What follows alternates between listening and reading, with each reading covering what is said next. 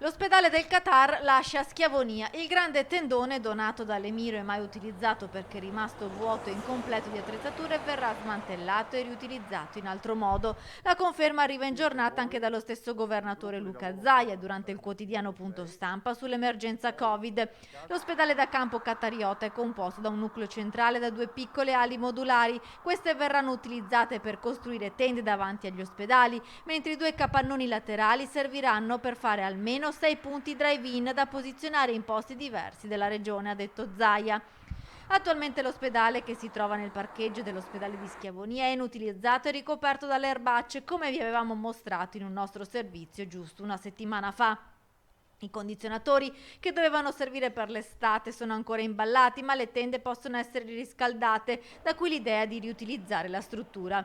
L'ospedale da campo non spicca al volo, ha confermato Zaia, smentendo le notizie apparse in un quotidiano locale che volevano la struttura del Qatar in partenza per la Valle d'Aosta.